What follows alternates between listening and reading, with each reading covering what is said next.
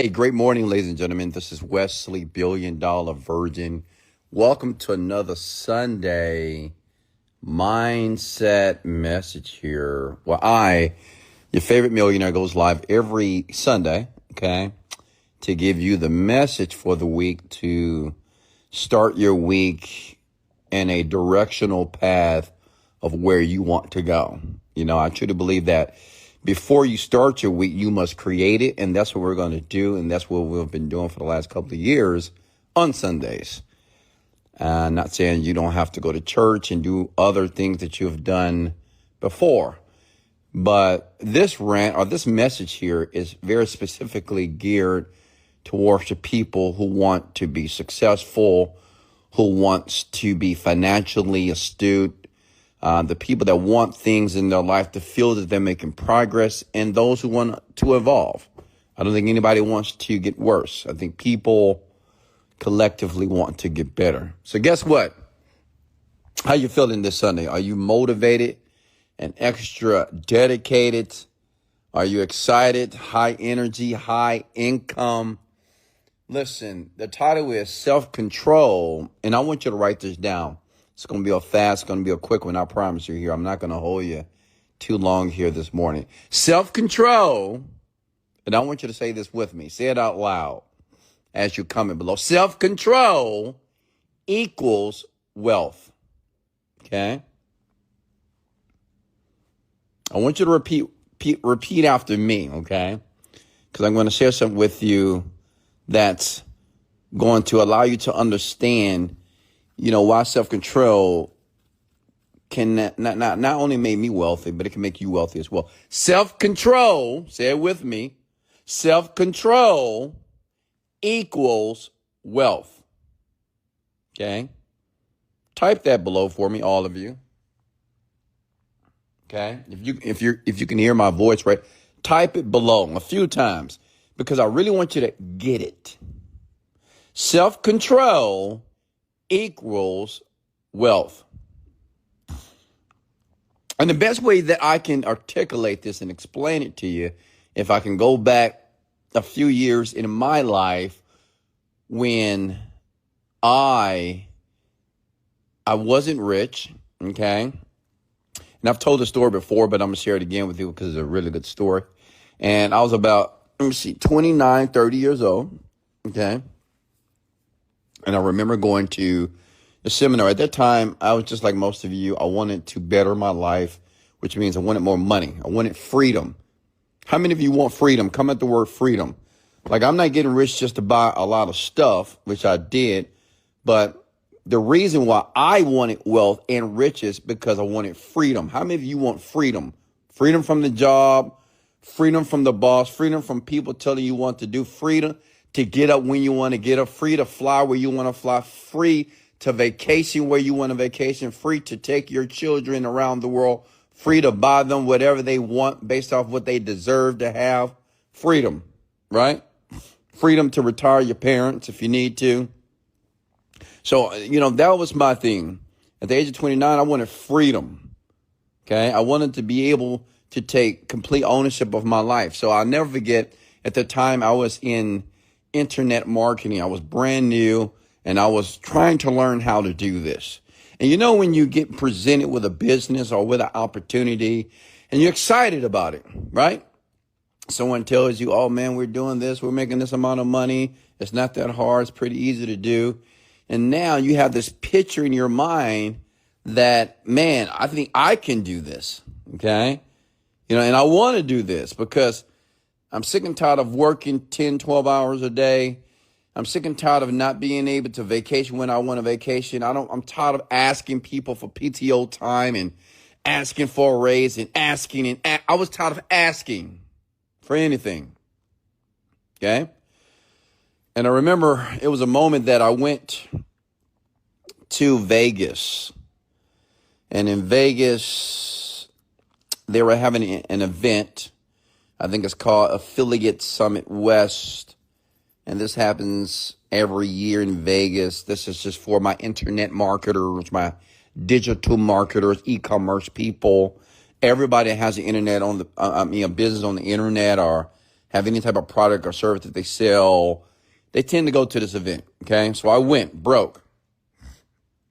I didn't have any money, but I had my smile. I didn't have any money, but I had a positive attitude. Okay. And I remember I told myself before I left, before I boarded the plane, this is what I told myself. I said, you know what?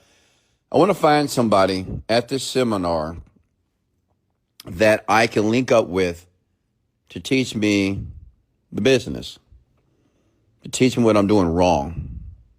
I wanted to be very intentional because I've been to several seminars before and I didn't learn anything. It was just so much information. It was like information overload. I went back home and I was overwhelmed. Can anybody relate? Raise your right hand. When you go to an event, a seminar, a mastermind, meetup, whatever, you get home, you have nothing to really apply because it was just so much information. But this time, I knew who I wanted to meet, okay? Because I spent 7 years trying to build a company, not making any money, investing money, spending money, going broke, using my credit card, using my Amex, using the Visa card, using the MasterCard. I mean, I was doing a lot to try to figure out, what am I doing wrong? Why am I not making money on the internet here? Why is my product not selling? I have a website.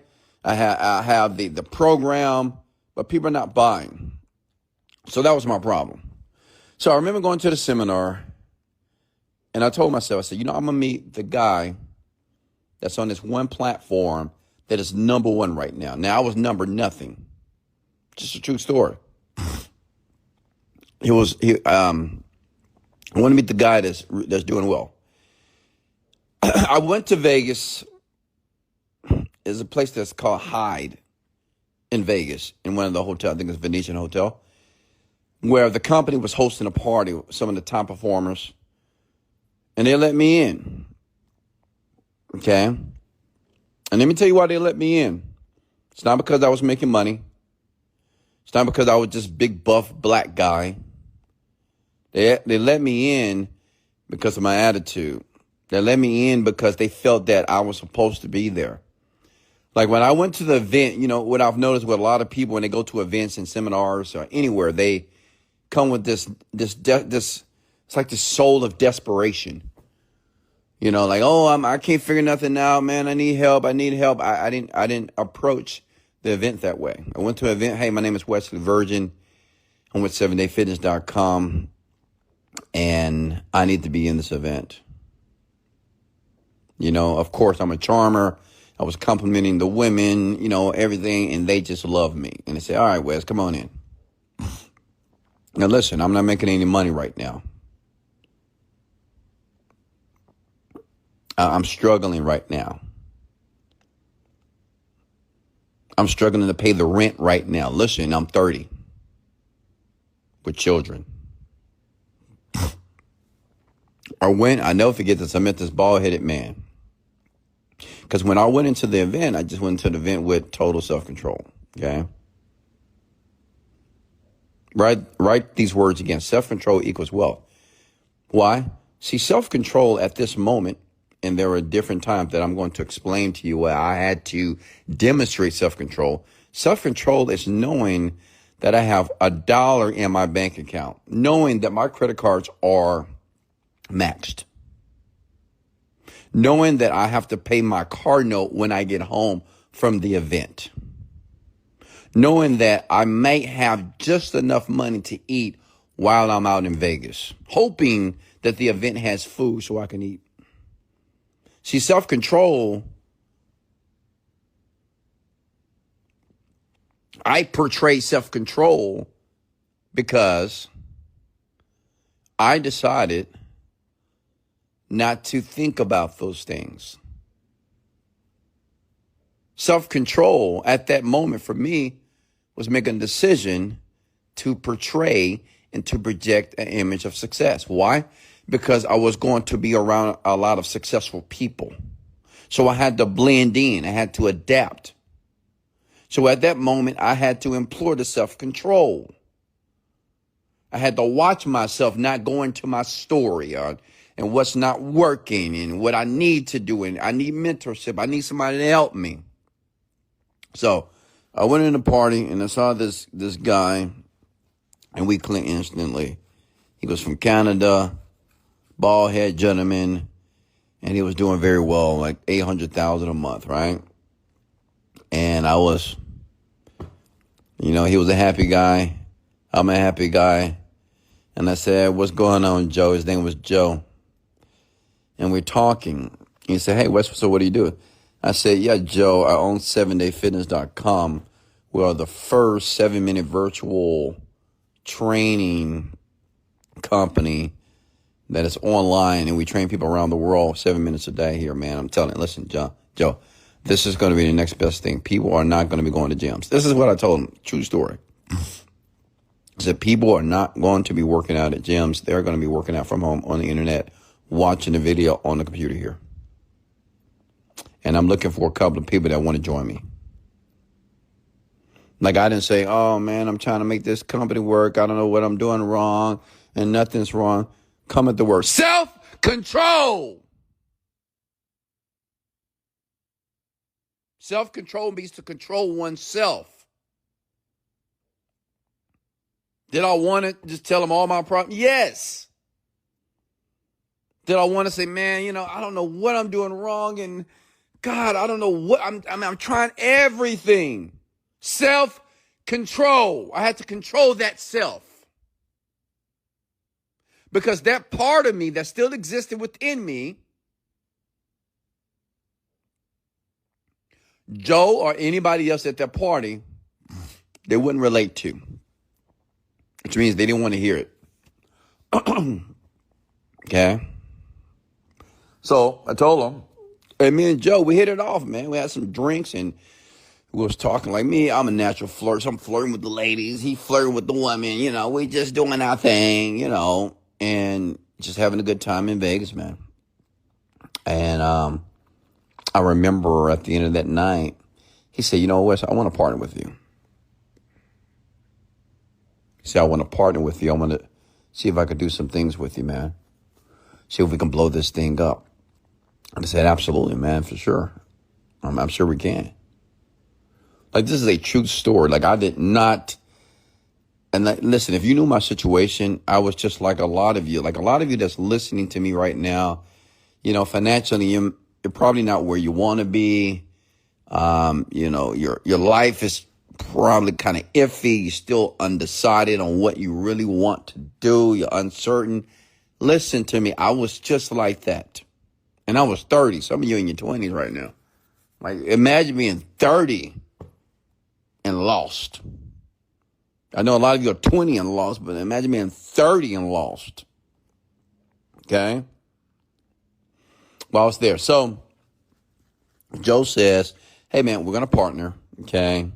I'll email you over the next couple of days here, and we're going to work on the project. Wes, is going to be a ton of work. Is that okay?" I said, "Absolutely, man. My middle name is Work. My name is Wesley Virgin. Love the work." Okay? He said, "Okay." And I remember flying back to Houston, Texas, and we were on Skype, and we were talking back and forward, and we made the decision that we need to revamp the marketing on the project here. And we started to create what is called a VSL, the video sales letter, and we had to perfect the marketing. But let me tell you something. It took us about 8 months. Now, listen, at this time, I have no job because I quit my job.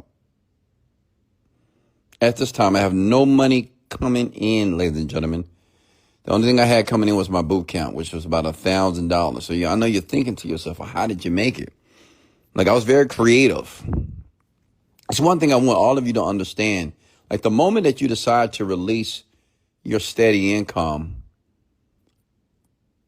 and you're thinking like, well, I don't know how I'm going to survive. Well, let me tell you what you have to do. You got to be very creative. Okay? Honestly, you got to be creative. You got to think, man. You got to give some blood every once in a while. Seriously. Maybe you got to take those little part-time quick jobs somewhere. Drive Uber, drive DoorDash. And you got to do what you got to do to make sure the bills are paid while you're running the company and the business. Does that make sense? Kind of get an amen. I'm just being honest with you. When you decide to leave your job, you're not going to be in a comfortable situation. The entire reason why you're leaving your job and the reason why you're in a uncomfortable situation is so you can be comfortable for the rest of your life. Can I get an amen? So I want you to understand, because many of you ask, well, what am I going to do about bills? What am I going to do? I got a kid and I got this. Well, you got to be creative. Does that make sense? You got to be a hustler. Some of you folks call it, you got to be a hustler. A hustler is a thinker. Okay? A hustler is thinking outside the box. What can I do to make some money real quick to pay my rent, to pay my bills, to pay the light bill, to pay the cell phone bill? What can I do? What can I cut back on? You know, maybe I just need to buy ramen noodles for the next month and buy chicken breasts and greens out of the can, whatever I have to do. This is a true story. That's what I did. Like when I was broke, every day I would buy the same exact meal every single day. I would go to the grocery store. I would buy a bunch of chicken breasts. That's why I was so huge back in the day.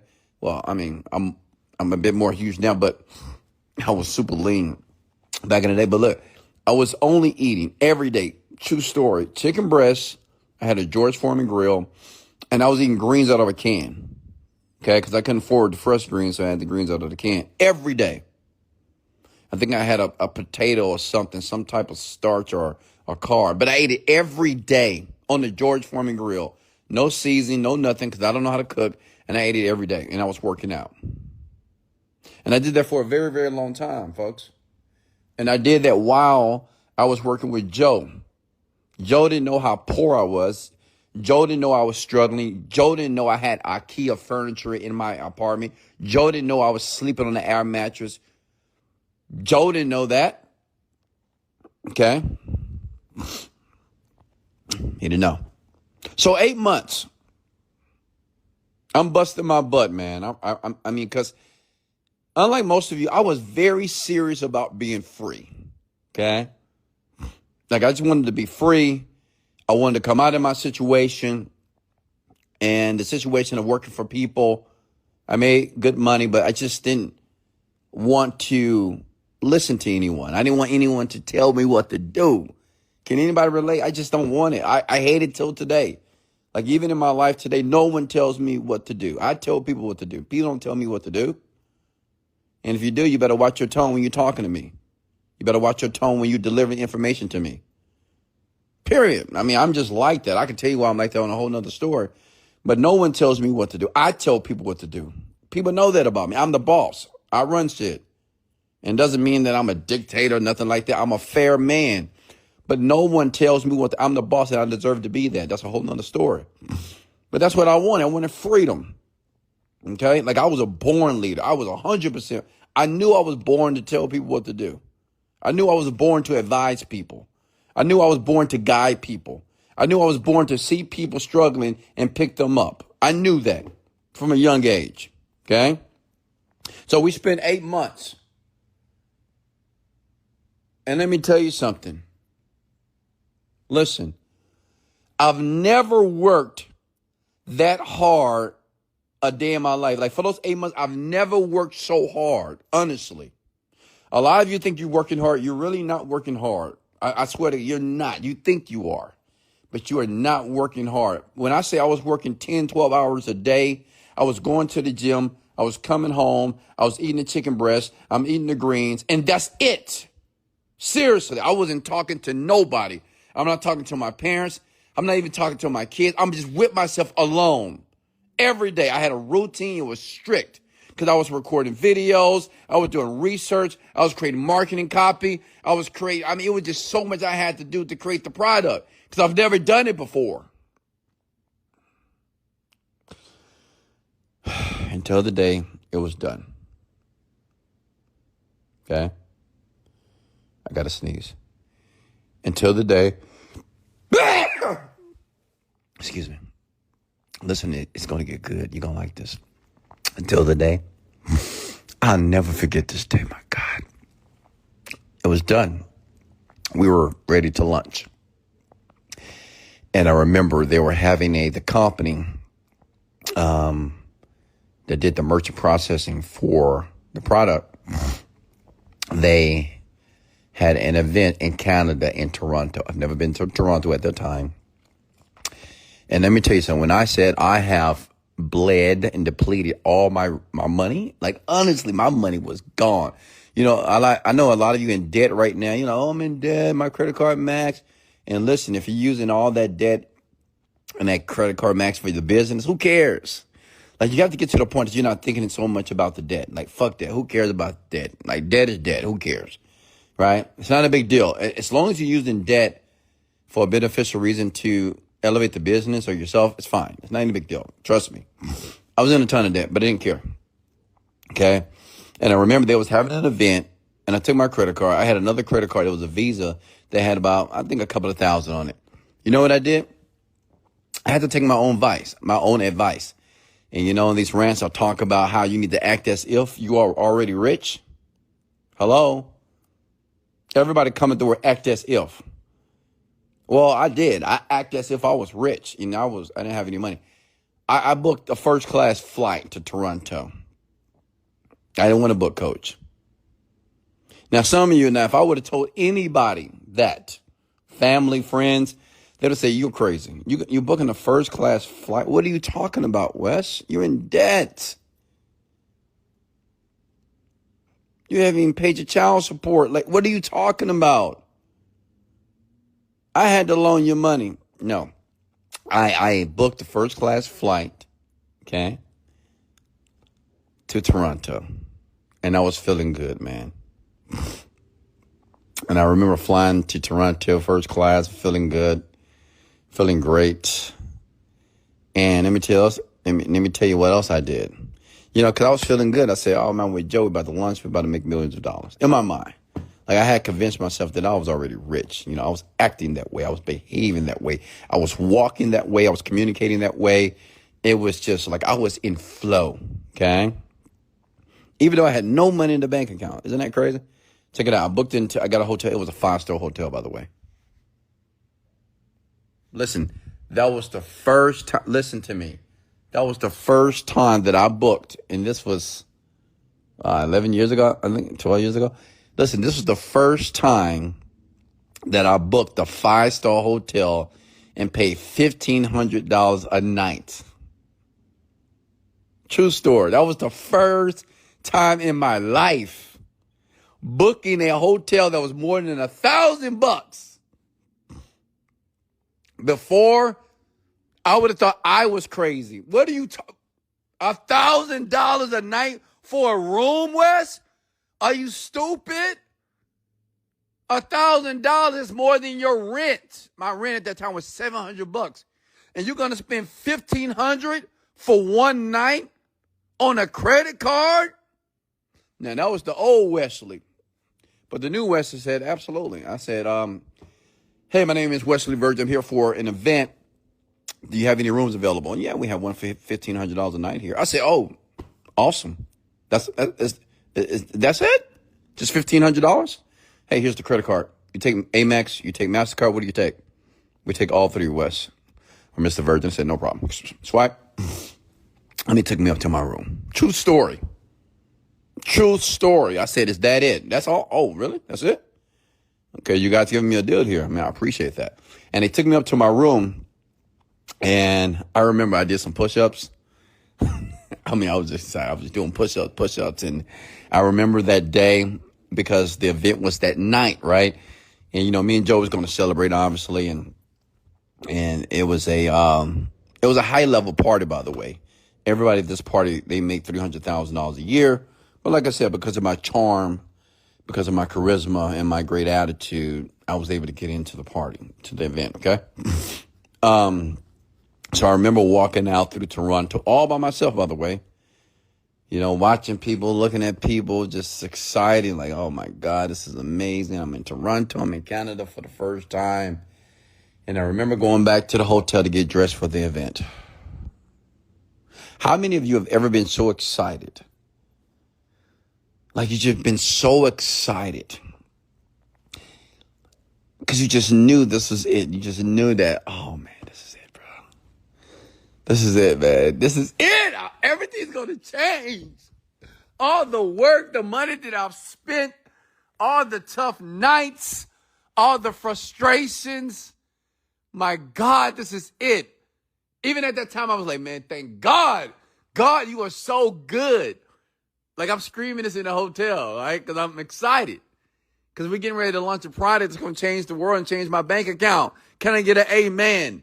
Like, have you ever been in that moment when you have really, really put in the work for years, sedulously, diligently, day after day, night after night, getting rid of friends, not talking to family, making very tough decisions, emotional decisions, all because you believe in something that you've never seen take place in your family, which is wealth and prosperity. Well, listen, I was there, man. Man, let me tell you something. Listen to me. I'm looking good. I'm dressed up. I'm looking good, you know. I'm looking good. I think I was wearing all black. I like wearing all black because black look good on me, right? Had a black shirt on, some black jeans. I don't think they were Louis Vuitton or Versace. You know, I didn't have the money for that. But, you know, I was able to look nice, though. You know, I knew how to put it together to look nice, to look clean, to look wealthy here. And I remember stepping into that little party. It was a rooftop party, I think at the Four Seasons Hotel. And a small group of people there. And they had food, thank God, because I was hungry. You know, like I told you before, I didn't have much money on the credit card. So I had to be very sparingly. So thank God they had food. I'm eating the hors d'oeuvres and I'm drinking the champagne and, you know, I'm eating the bites at the party. Hey, how you doing? My name is Wesley Virgin. I'm meeting people. I'm talking to the staff of the company and, you know, just moving around. And I'm waiting for Joe. Why? Because Joe is my ticket out of the ghetto. Joe is my ticket out of my small, rundown, $700 per month apartment. Joe is my ticket so I don't have to sleep on that air mattress any longer. Joe is that ticket so I can get me a new car because my car was breaking down every single week. Joe's my ticket. Okay? To give my children the life that they deserved. Okay? Take them out of poverty and averageness, right? So, I'm looking for Joe. 45 minutes into the party, I see that bald head. And it was shining. And guess who it was? It was Joe. And you know when you see somebody that you feel in your heart is there to help you, or who has helped you and gave you an opportunity to do something, and you just light up. You're like, oh, God bless that man. You know, have you ever experienced that? You know, somebody you see, you're like, oh, my God, that person changed my life. Oh, man. Oh, hey, there goes my partner right there. Yes. Because in your mind, that's your ticket. It's your ticket to the land of paradise. It's your ticket to wealth. It's a person that's going to change everything. Like, we think that way, right? Listen. Keep listening. Joe had two beautiful women on his arm. And Joe's a good-looking Canadian. You know, everybody can. By the way, if you go to Canada, everybody looks good. I mean, I'm not gonna lie to you. There are some beautiful people in Canada. It is what it is. Like women, oh my God! Like I'm not going to Canada. I mean, because I'm in a relationship. I'm not going to Canada. There's some gorgeous women in Canada. It's like a melting pot of everything. Okay, that's where you got Drake from. Yeah, they look freaking good out there. Amazing. So Joe had these two beautiful women on his arm. He walked up to the party. Hey, Wes, what's going on? I said, what's up, Joe? How are you doing? He introduced me to the lovely ladies. I think one was his girlfriend, one was his assistant, but they gorgeous, though. And I said, hey, man, I'm loving the party here, man. I'm loving it. I'm loving Toronto. He said, first time? I said, absolutely, man, first time. He said, that's awesome, Wes. Yeah, man, it's a beautiful city. He was actually from Montreal. But it doesn't matter. Anything in Canada, man. I mean, Montreal, Toronto. I mean, it's a vibe, honestly. It really is. And he said, hey, Wes. I said, yeah. He said, let me talk to you for a second. Outside for a second. I said, okay, sure. So, you know, in my mind, I'm like, oh, yeah, we got to get the details and dot the I's and crosses the T's because we're getting ready to launch 7-Day Fitness. We're getting ready to change the world. I'm about to get my G-Wagon, my Lambo. I'm moving out. I'm getting a penthouse. I swear to God, I'm thinking this in my mind when I'm following Joe to the foyer in the Four Seasons Hotel in Toronto. Okay? I'm going to say this man is getting ready to change my life. I'm like, God is good. Like in my mind, I'm screaming that, of course. And I said, Joe, listen. Hey, man, before you talk, listen, let me tell you something, man. I just want you to know, man, I appreciate you so much, man. I do. I mean, I can't express how grateful I am that you're helping me with this project, man. I mean, it's been so long, so many years trying to get this thing to work, man, and you took a chance on me. And I want you to know I appreciate you, man. I'm grateful for you, man. I love you. You're my brother. And I'm ready to take this to the moon. And he said, man, Wes, thank you so much, man. I appreciate it. I said, yeah, Wes, you're a smart guy, man. You're amazing, man. It's a pleasure working for you. But I got to share something with you. Now, he said the word but. Now, nobody wants to hear the word but, right? That's like telling a woman, I love you, but.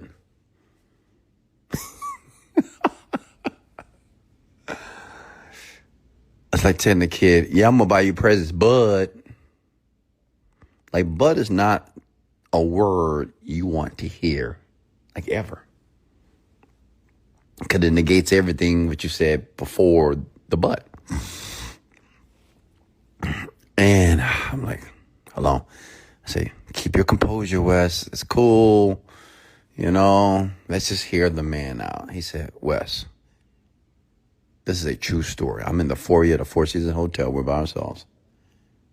And he says, Wes, we decided not to move forward with the project.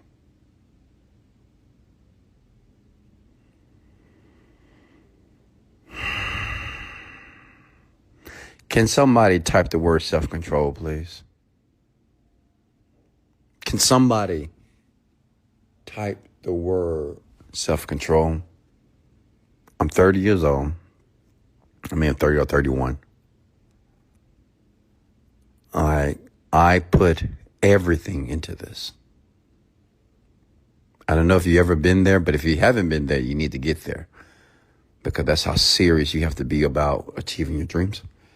Like, I put everything in there. Sacrifice, did things that maybe wasn't that smart, but I did it anyway. Took loans, whatever. And he said, we're not going to move forward with the project because we don't think the project is the best fit for us at this time in the marketplace. Can you comment the word self-control, please? Because let me tell you something. I needed all the self-control that was available to me not to slap the dog shit out of Joe. True story. Okay, and I'm not even a fighter. Like, I'm a lover. I am not a fighter at all. I don't fight. But it took you have no clue. It took a ton of self-control for me not to slap the dog crap out of this man. Right? Because I felt like I was being gaslit. Like, every day we're talking. He's like, okay, we got this. We're going to do this. All right, Wesley, send this. And this is for 8 months, man. He don't know that I'm struggling financially. He don't know that I'm giving blood to get money. He don't know that I'm still running the boot camp, making a little money here and a little money here. He don't know I got a payday loan to pay my rent. He don't know this stuff. However, I had a decision to make. And see, this is the reason why I told you folks self-control can make you wealthy. And the lack of self-control can keep you where you are. I decided to employ self-control. And let me tell you what I did. So everything that was burning inside of me, I was kind of like, I was getting frustrated, but, inside, but not, like I didn't change my mannerism. I didn't change my face. I didn't change anything. I said, hey, no problem, Joe. Maybe next time, man. But I appreciate you working with me. And maybe on the next one, man, we'll get it to work properly. Sounds fair? Cool. I shook his hand with a smile on my face. True story. And I went back to the party. Come with the word self-control. Listen, I tell you that story because that's where your wealth is. And that's what a lot of you don't see. See, when you're in a storm, okay, when it's raining hard, many of you want to talk about the storm and talk about how it rained so hard and it flooded this out and this person flooded and drowned and this happened. And that's what happens with a lot of you and your perseverance to, becoming wealthy or becoming a very successful individual. You spend too much time in your feelings about something that's happening to you that's disallowing you to be wealthy. See, without self-control, no man, no woman can be wealthy. Without self-control, no man, no woman cannot be physically fit. Even when you go to the gym, people have self-control. Self-control is not losing any weight, not seeing any muscle, but still going back to the gym. See, the normal person, they'll just stop and quit and give up. Self-control is when you want to eat that piece of cake at night. You want to eat that donut in the middle of the night, but you don't do it. That's self-control. Self-control is when all your friends want to go to the club, they want to go out on the weekend, want to have fun, and you want to have fun too, because you feel that you worked hard, and then you start to justify, say, well, I worked hard. I did good this week. I deserve a drinky drink. But there are certain people that say no. That's self-control. It's not that they don't want to do it. Of course, they want to do it. But they implore their self-control and say, well, but I'm not going to do it. Self-control will make you a very wealthy person. So I went back to the party. I started meeting people again. I ended up meeting another guy that I ended up doing a partnership as well. And the rest is history, folks. I made millions of dollars after that event because I implored my self-control.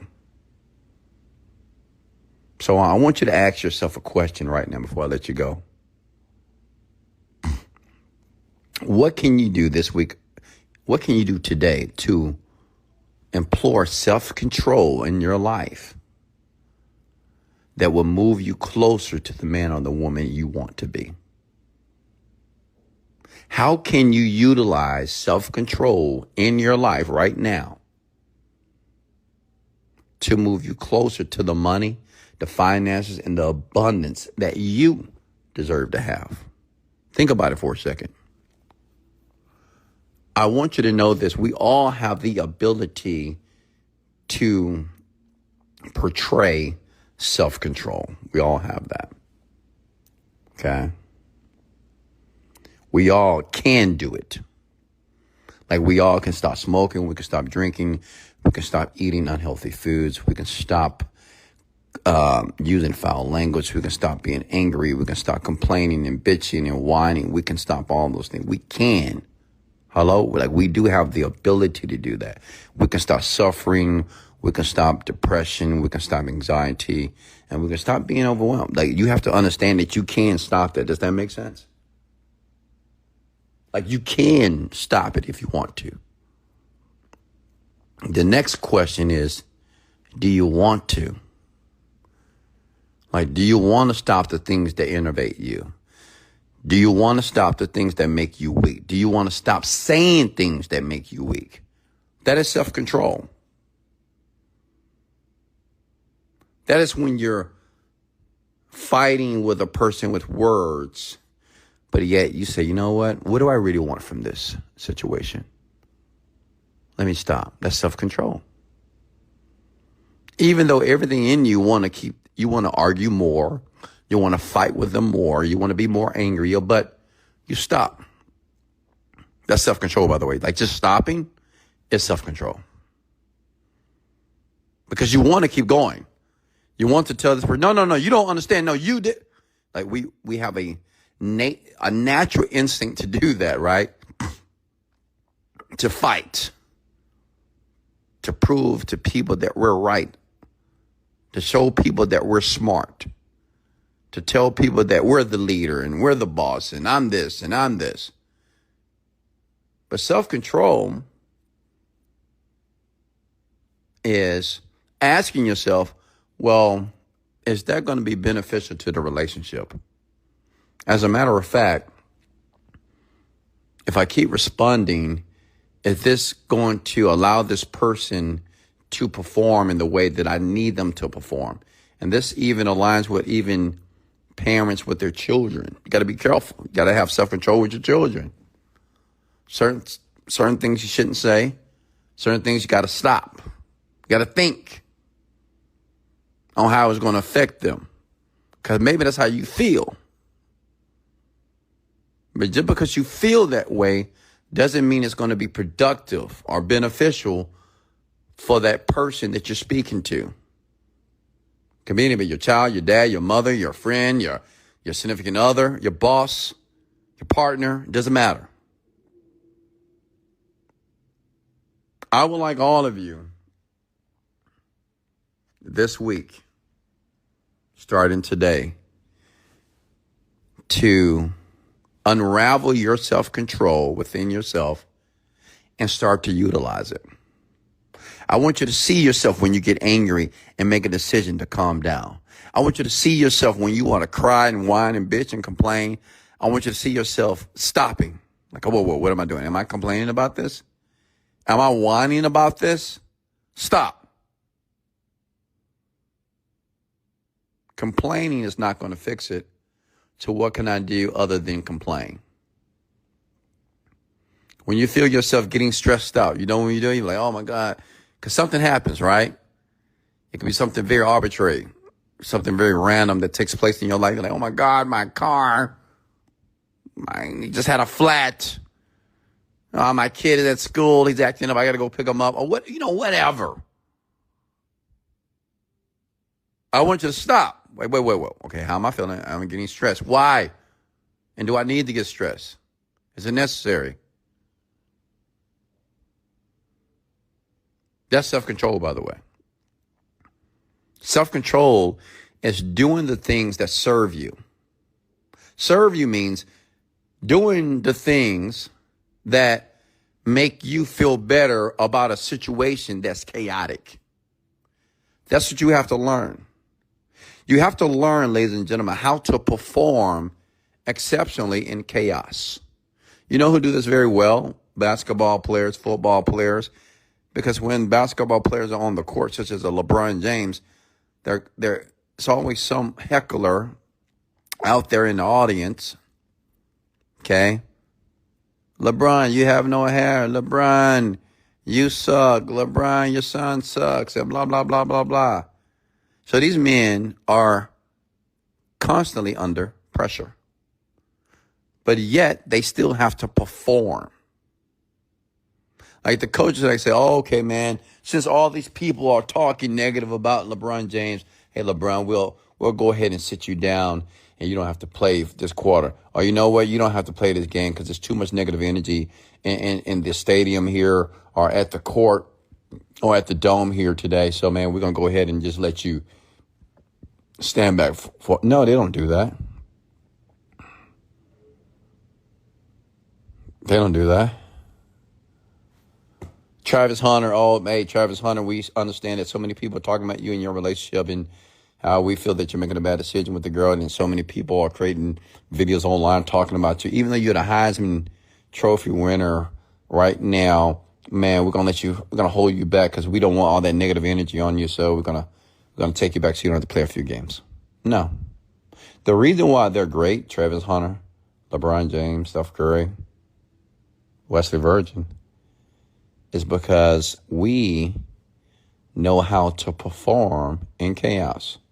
We know how to portray our self-control. You know, it's very rare you're going to see LeBron James argue with a fan, go back and forth with them. They're going to be quiet. Even when the paparazzi is chasing these people, hey, what about this? You did this. They're quiet. That's self-control. See, self-control is understanding that whatever is going on in your life, even if you think it's negative or it's an adversity, you know that, well, it's not going to always be this way. Okay? Like whatever happened today, something else in the next moment or tomorrow, the complete opposite can take place as well.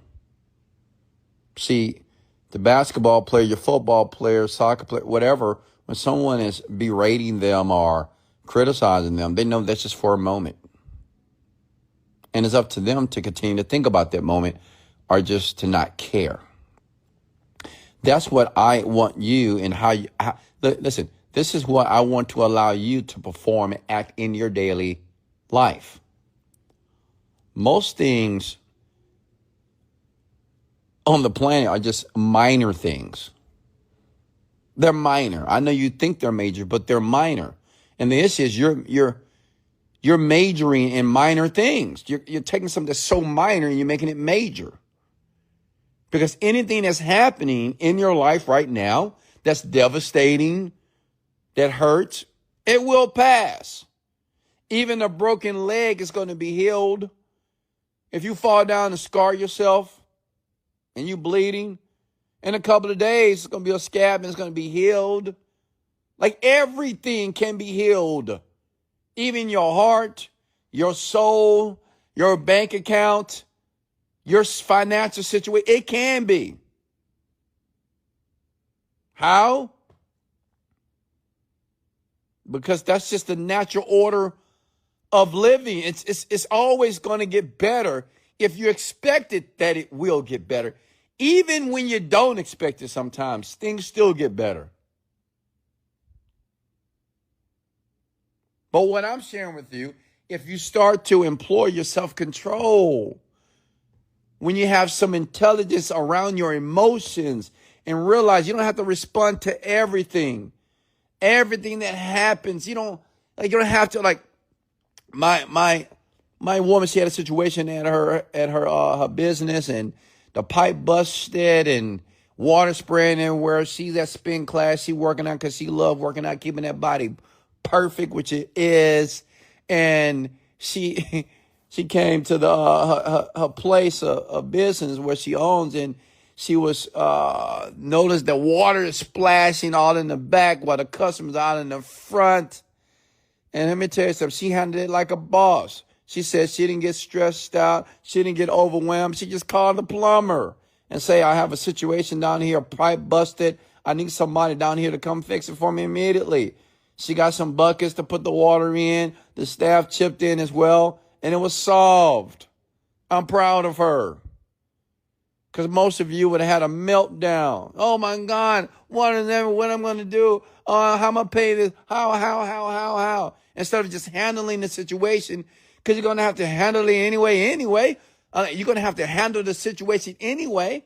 So it's like, why even complain and fuss about it?